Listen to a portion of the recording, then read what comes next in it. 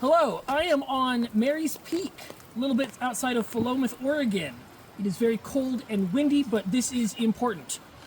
This is one of the tallest points in Oregon's Coast Range. It is home to one of our many old-growth forests. It is also one of 7 locations set to begin clear-cutting before the end of the year. At the end of February, the Bureau of Land Management announced a proposal to begin increasing clear-cutting in old-growth forest regions. And I say clear-cutting because they're planning to quadruple the lumber allowance in these areas. The reason they've cited is to match historical... I've got it written down here. They want to increase timber yields to historically higher levels.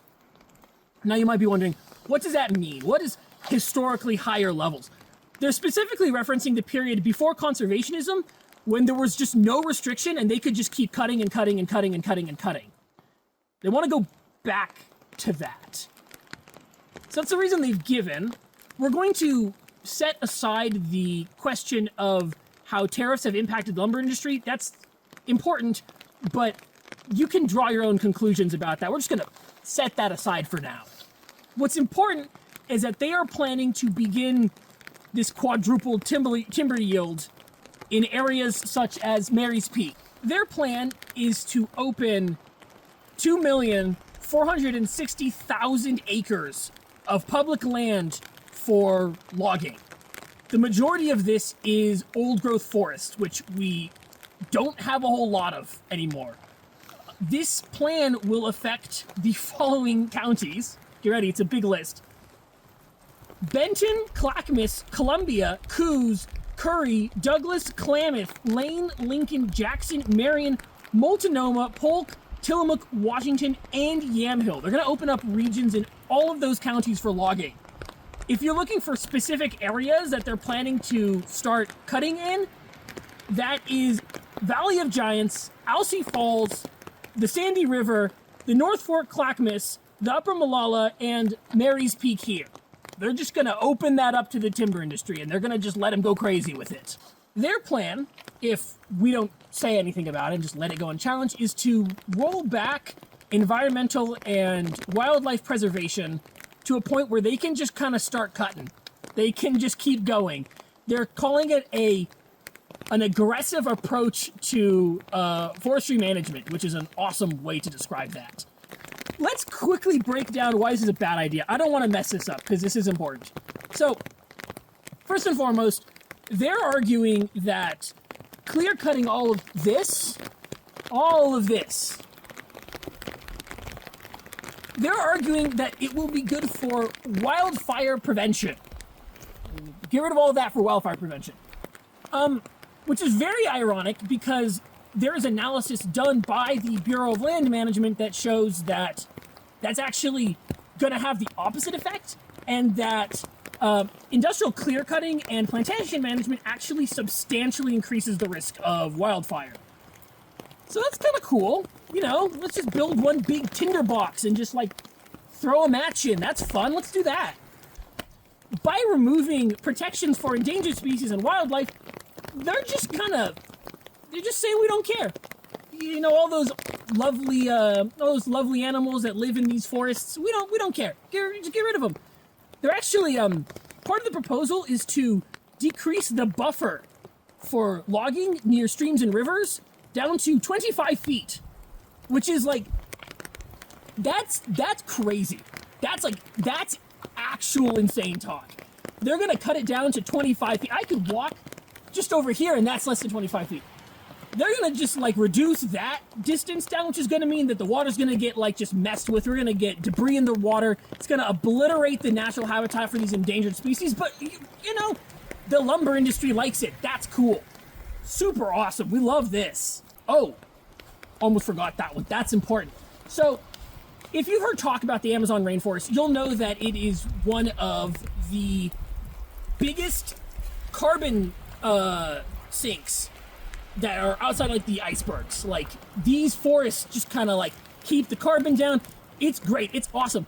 What you probably didn't know is that our old growth forests do the same thing. In fact, in some cases, they are even more efficient than the Amazon rainforest.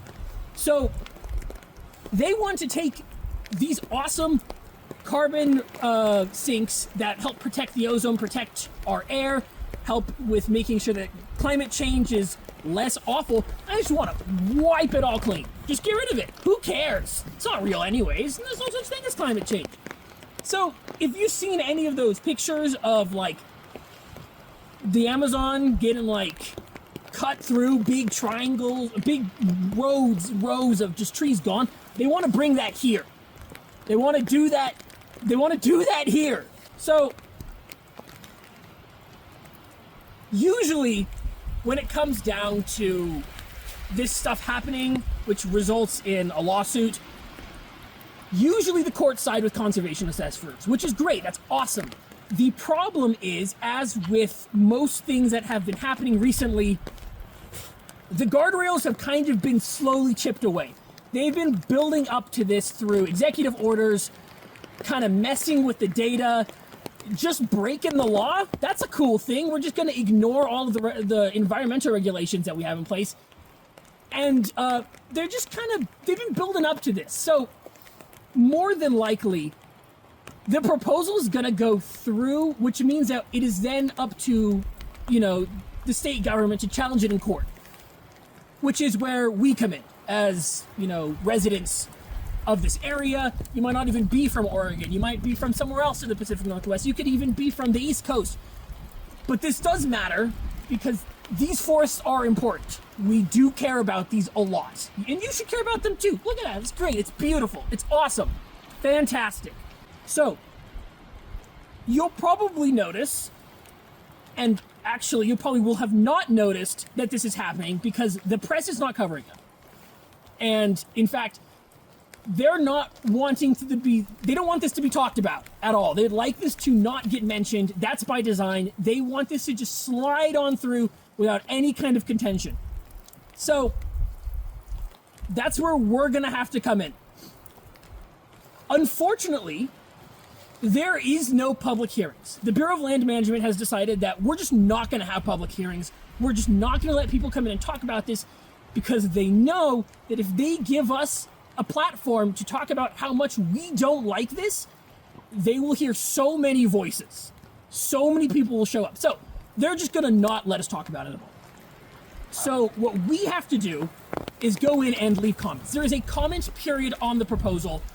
There is an ePlanning site for this whole logging thing. I'm going to have the link on screen. I'll have a screenshot. There will be a link in the description. You will be able to find it.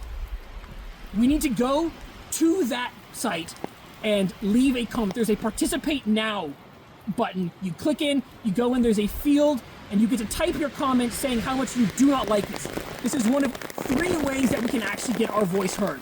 The second is to send an email. I will have the email on the screen. I will also have the email down in the description. You can just copy that in, send an email. The third one, this one's a little bit less, probably the least popular one, but it still works.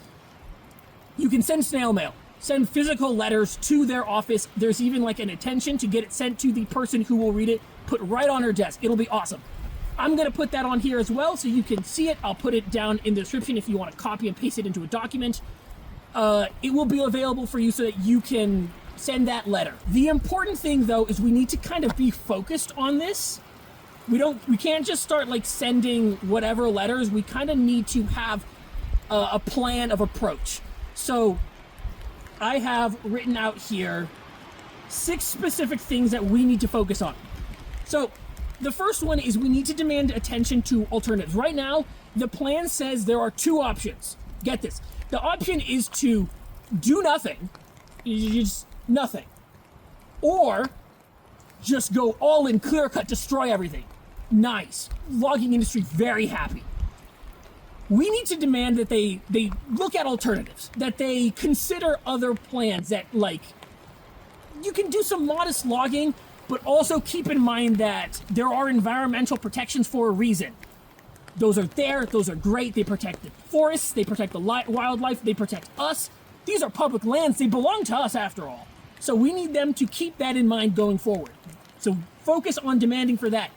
Second, The fire argument, the whole wildfire thing that like clear cutting is going to prevent wildfires, that's bogus. That's ridiculous. Science says no. So bring that up. Say that this whole like protecting wildfire thing, that just doesn't make any sense. In fact, bring up the fact that clear cutting and plantation management of trees actually increases wildfire risk. That's important. Because the last thing you want is for them to clear out your your local public land, and then you've got a fire hazard sitting next to your home. That's crazy. Third, streamside buffers, 25 feet. What is up with that? That makes no sense. Why are we doing this? Let's not just destroy where the fish live, please. Number 4, we need to defend the ACES. No, my bad. ACECs. That's areas of critical environmental concern. There are like over 100 of these areas that are planned. If you've visited any of them, if you care about any of them, bring that up. They have to legally review every single one that gets brought up. So if you voice, hey, I like that place is kind of cool. It's cold up here. I like this place is kind of cool. I'd rather they don't cut it down. Number 5, you need to name the places you care about. These personal connections you have to these places, your memories, all of those fun trips you visited, those carry a ton of weight when it comes to the NEPA proceedings. If you care about any of these places, I'll name them again. Valley of Giants, Alsea Falls, Sandy River, North Fork, Clackamas, Upper Malala, and Mary's Peak here. You need to bring that up. That's very important. It carries a lot more weight than you'd expect, so make sure that you mention them and mention how much they mean to you. Number 6, we don't have any public meetings. We just don't. There just aren't any. That's why I'm out here on this mountain. We need public hearings. Demand those. We need to have our voices heard because it matters. This is our stuff. This is our lands. These are our forests. Our opinions should matter. I don't know about you, but I don't like the idea of some logging company getting to just clear all of this out, and I have nothing to say about it.